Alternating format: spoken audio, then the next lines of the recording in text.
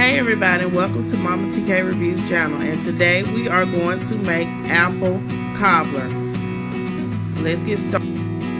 Okay everyone, you're going to need to get some apple slices, 2 cups of white granulated sugar, 1 cup of brown sugar, 1½ cup of flour, cinnamon, vanilla flavoring. You're gonna need to get you 2 sticks of butter, 1½ cups of milk. Okay, now our first step is to go to the stove, get us a pot, heat us up 2 cups of water. To these 2 cups of hot water, we're going to add 1 cup of white granulated sugar. Now that you have your 1 cup of white granulated sugar to make your apple cobbler sauce, we are going to stir this until it dissolves.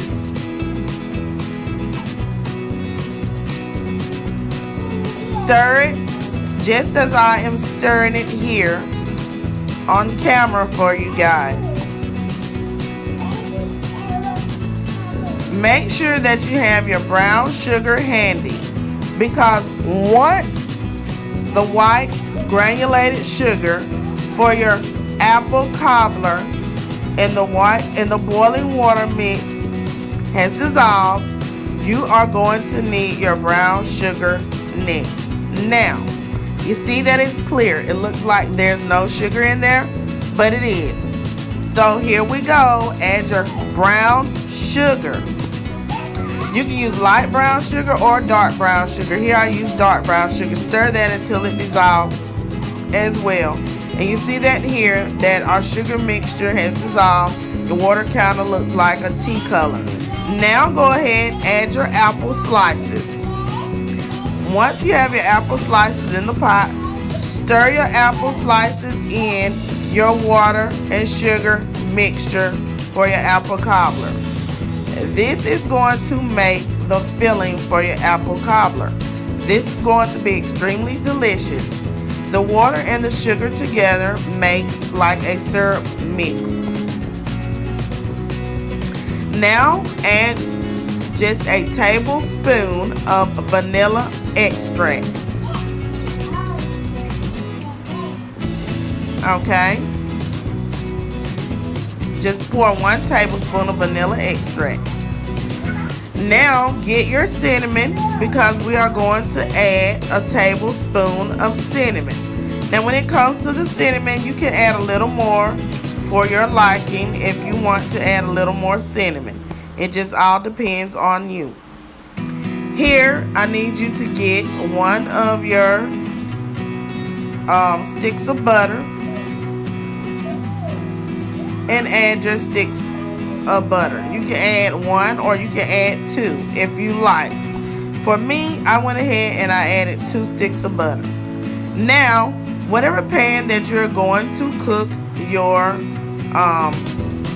apple cobbler in, go ahead and melt you some butter in that particular pan. Have it heated up, put you some butter in it. As you see I'm doing here, I'm using a cast iron skillet to cook my apple cobbler in. So I am melting the butter in the cast iron skillet. And once it has melted, we are going to set this pan to the side. You're going to turn your stove off and you're going to set it to the side. Even if you're using a Dutch oven, you're going to do the same thing. You're going to let your butter melt completely, and then you're going to put it to the side. Okay? Now, after your butter has completely melted, we are going to move on to the next step, making the batter for our apple cobbler. Get your self-rising flour, your 1 cup of sugar. Mix your sugar and your self-rising flour together for your apple cobbler batter. Once you have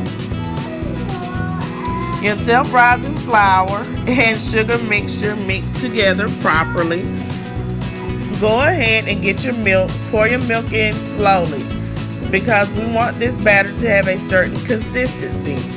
We need the consistency to be sort of like a pancake batter. Some people say don't over mix it, but you're mixing it to make it's going to be a smooth batter, a liquidy batter, like a wet batter.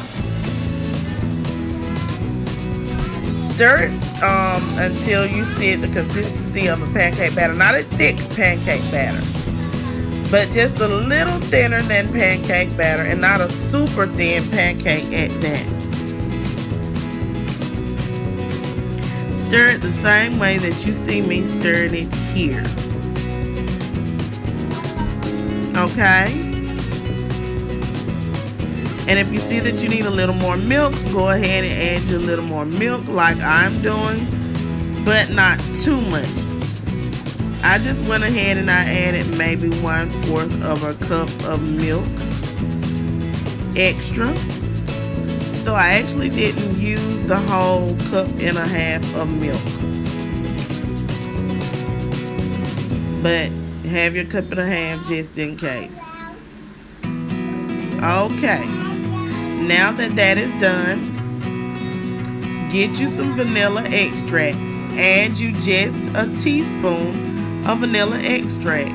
You want that vanilla flavoring in your crust. Stir that in as well.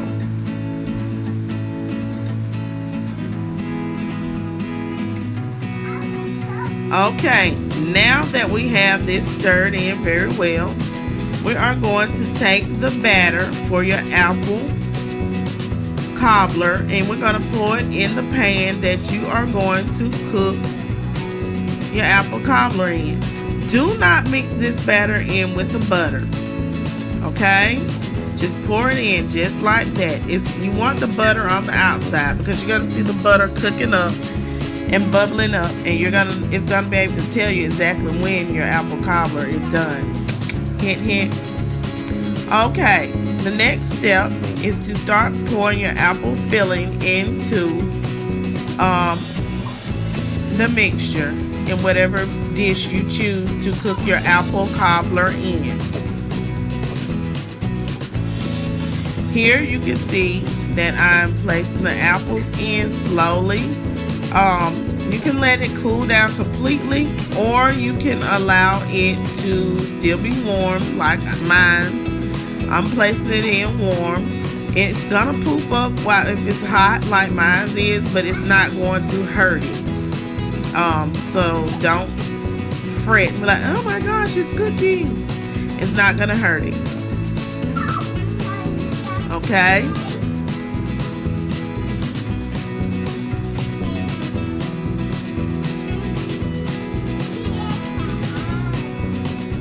Now I'm gonna pour a little of the syrup from the pot in.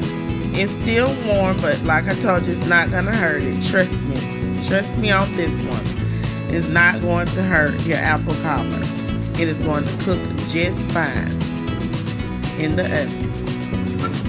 Now place your apple cobbler in the oven at 375 degrees. You should have already preheated your oven to 375 degrees. And you're going to cook this for about 35 to 45 minutes. If it's warm like mine was and the batter started cooking a little bit, it's not going to take but about 35 minutes or 30 minutes. But you know how to keep checking it with a fork to see if the batter is done. So go ahead, place it in the oven. at 375 degrees for 35 to 45 minutes. Now that it is done, we are going to put butter on top of it. You don't have to, but this is something that I do because it makes it look better and it has a good taste. Butter just makes it taste better. You're just rubbing it on there. You're not melting it and putting globs and globs of butter on it. But this is the finished product. It looks very delicious. It is hot. Do not serve it hot, please. Nobody wants to get burned, okay? Wait a few minutes before you serve it. Voila, here we have yummy, delicious apple cobbler. This is good. You can serve it with ice cream. You can serve it alone. But any way that you choose to serve it, you can serve it with whipped cream. Everyone will enjoy. Thanks for tuning in. Subscribe. Leave lots of comments.